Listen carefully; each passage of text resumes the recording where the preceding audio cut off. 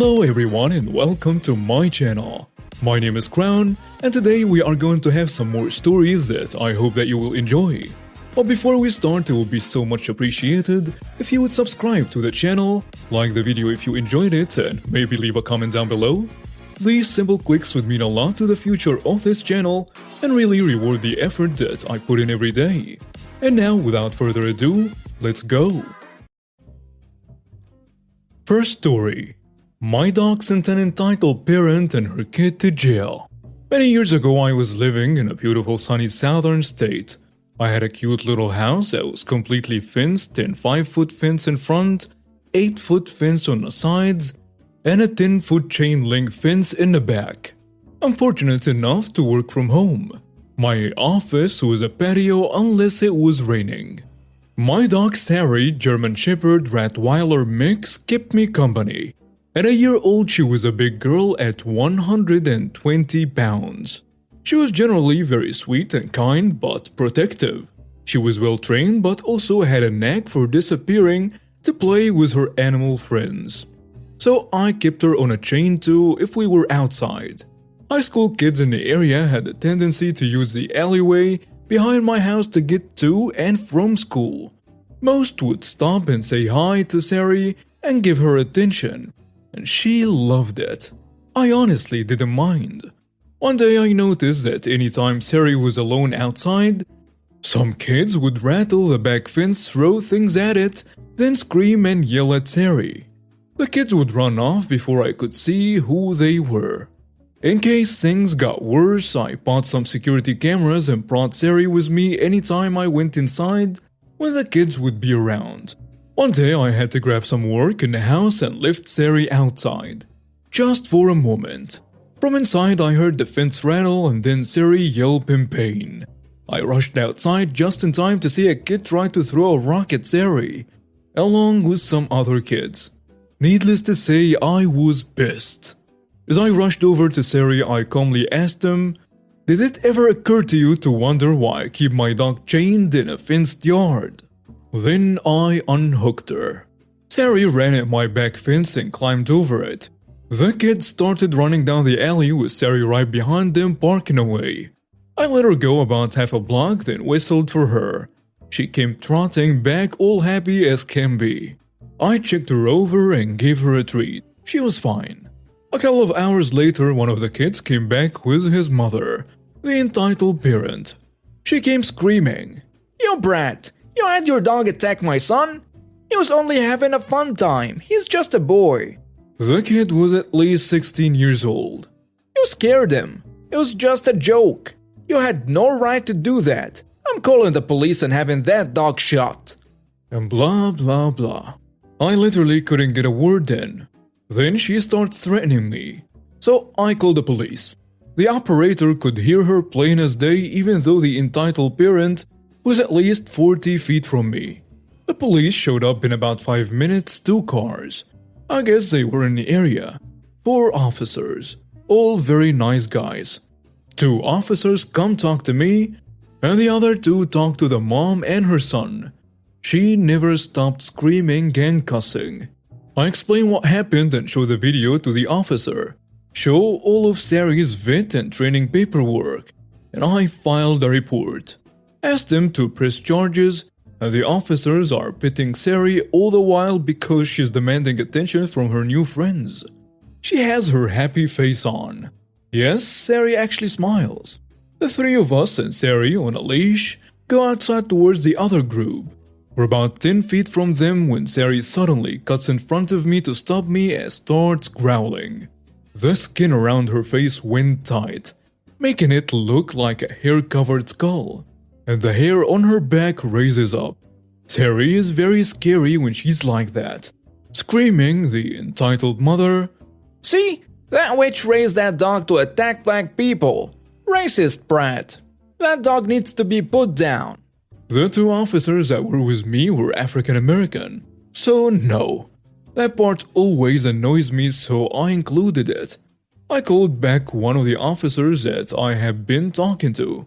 He didn't want to come too close as Sari is showing large teeth, so I moved back towards my house. And as quietly as I could, I told the officer that either the mom or kid were carrying a gun.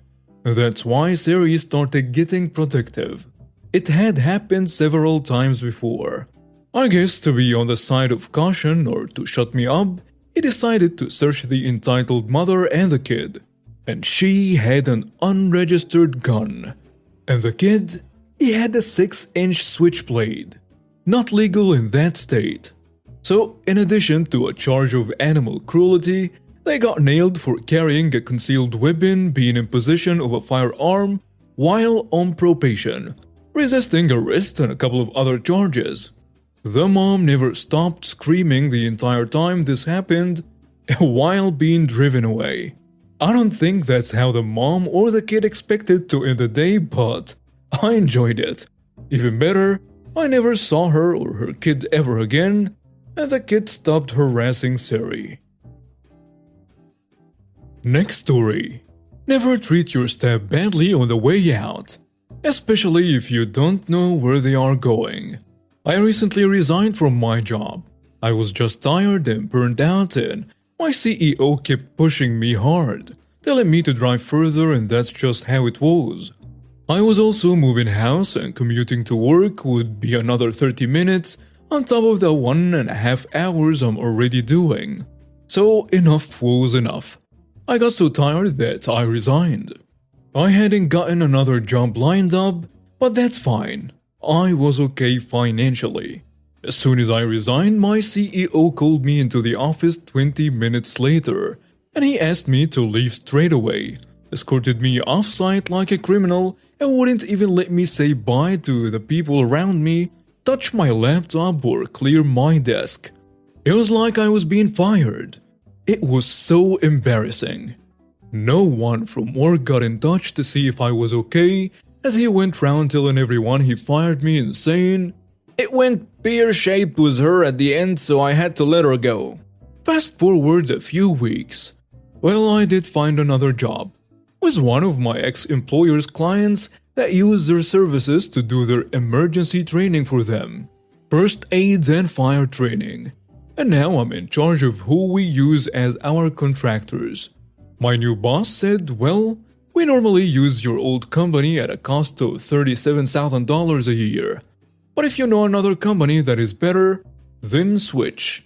I have no loyalty to them. Well, switch I have done. If my old boss hadn't treated me so badly, I definitely would have used their services. But treat me like that, then say goodbye to a very important client. Next story. Karen demands me, serve me and my family. Well, this is gonna be fun. Hey everybody, this happened a little while ago, but I'm finally getting around to posting it. So I'm a college student, and this happened near the end of this previous semester a few months ago. I was just finishing a long day on campus, attending classes and doing homework. I ended the day with a meeting with a professor who was the head of a program on campus, so I was dressed in business casual to make a good impression. When I left campus after the meeting, my wife texted me she had gone to see a movie with some of her friends and wouldn't be back until late. So I decided to go grab a bite to eat at one of my favorite restaurants on my way home, since I wouldn't get to eat dinner with her. I stopped at a place that is well known for breakfast all day, so I stepped inside and put my name down for a table. While chatting with the hostess, as I work in the food industry part-time, I like to chat to restaurant workers. Once my name was down, she said it would only be a minute or two until my table was ready. As the hostess went into the back for a minute, I realized I had a coupon for the restaurant in my car, and I decided to go retrieve it. Right then, I hear the door open, and as I turn around, I see a Karen and her 4 kids standing behind me. Okay, let's get this information out of the way. Child 1 was the older and about 13, and the other child was about 9. Now to set the stage, I was still in business casual, with my best jeans and a blue button-down shirt, with a slight scruff of a beard from several days of not shaving, making me look a bit older than my actual age of 24. I was also wearing a lanyard that I carry my keys on. Highly recommend this actually, as it greatly reduces lost keys incidents. All in all, I'm not surprised she initially confused me for some kind of manager. But as we all know, first impressions are all that most Karens retain. She says, Yes, I need a table of 6 for my family. I don't work. She cuts me off and says, Did you hear me? I need a table for 6. Seat us and put our names on a list. Really, how did you get a job as a manager if you don't know how to help customers? Now to set the stage for how I am about to react to this Karen. I'm a major nerd, and I'm proud of it. I'm also well known by friends and family for being able to quote lines from movies. And one of my favorite movies of all time is A Princess Bride.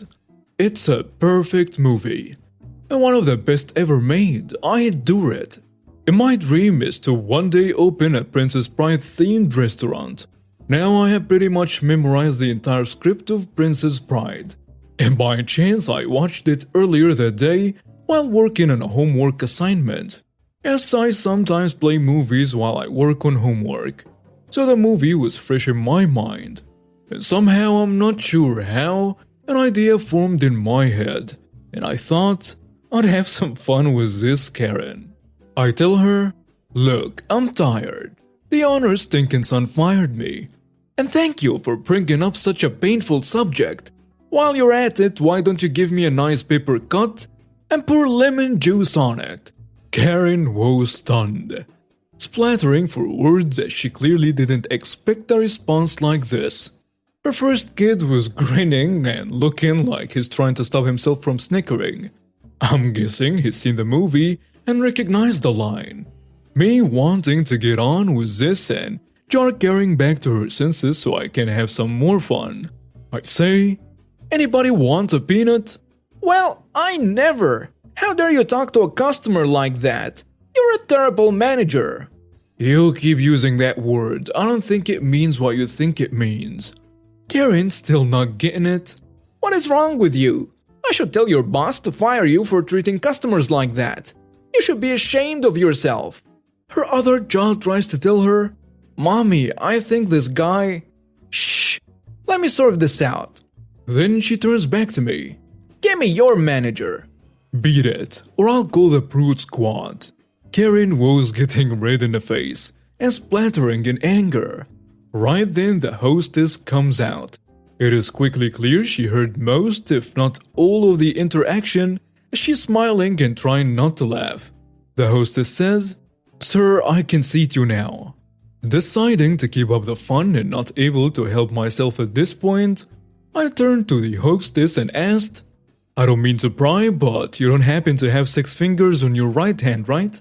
Both the hostess and child 1 are trying not to laugh while Karen is fuming. However, before she can explode, the hostess whisks me away to my table. I try to ignore Karen from that point on and start perusing the menu. As I'm trying to decide between a pancake breakfast or steak and eggs, I see the hostess taking the Karen and her family, now joined by her husband, to their table. The Karen spots me, glares, and has her kids sit down before she storms over to my table with her husband to back her up. And I prepare for a little more fun, hoping she will say something I can work with. You should be ashamed of yourself. I've never been treated like that in a restaurant, let alone by management. Even if you're on a break, you should be helping customers if they ask for it. What's your name, huh? I'm reporting you to corporate. Me praising the heavens she gave me the chance to use a golden line. Hello, my name is Inigo Montoya. You killed my father. Prepare to die. The Karen looks stunned. But the husband's cheeks balloon out and I hear a hiss of air escaping his pursed lips as he tries to stop himself from exploding in laughter right there. I know now he's also seen the movie and understands exactly what's going on. I can now see Karen start to realize what's happening. Right then, an awesome dude who is a guy in a post behind me turns around and says, This guy's not a manager, lady. Can't you tell that by now? I can see the gears finally turning in Karen's head as she realizes her mistake and the situation she put herself in. But still wanting to save face, she says, Well, there was no need to be so rude. Even if you're not an employee, you could have been nicer to us, or at least called an employee for us. My response? That would be totally inconceivable. At this point, the husband deserves an award for holding in laughter as he manages to get out. Honey, this guy doesn't work here. Let's just leave him be. The Karen concedes and salts back to her table. Grinning like a madman, I return to the menu and end up ordering the pancake breakfast. P.S. I like breakfast for dinner. The Karen and her family also order and end up getting done before me. And I eat slowly by myself due to the need to play games on my phone while eating. As the Karen and her family are leaving, I can't help myself getting in one last laugh. And I raise my hand to wave as I say, Bye-bye boys. Have fun storming the castle. At this point, laughter cannot be contained. And the husband, one of the kids, and the hostess and several patrons start laughing. Even the Karen, calmed down by now and realizing what I'm doing, cannot help but let out the smallest of grins. Though she refuses to look at me out of embarrassment. Then my day is made as I hear a voice from the post behind me continue, Think it'll work? Me grinning, it would take a miracle. Both of us, bye-bye. The family walks out and I give the awesome dude that fist bump.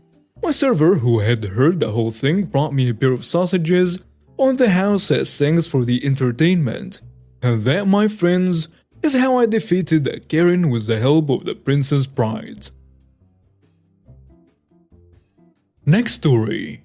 No mom, dad, younger brother and aunt. I'll keep on doing my little tradition. I, 27 female, had an older brother, 25 male, who died in 2014. He was the older brother any girl wanted, and we were close. He taught me valuable lessons in life such as cooking, driving, and never giving up. Showed me anime, manga, would go on little road trips, and we would flat out ignore our parents' favoritism with my younger brother. Sadly, he died when a shooting happened and he was not a criminal. He was only eating and it happened and there was an investigation and police found he was not involved in any illegal activity. Just one of the bullets killed him instantly. He was only 25 and I was 19 in 2014. I would lie if I said that I didn't fall into a deep depression.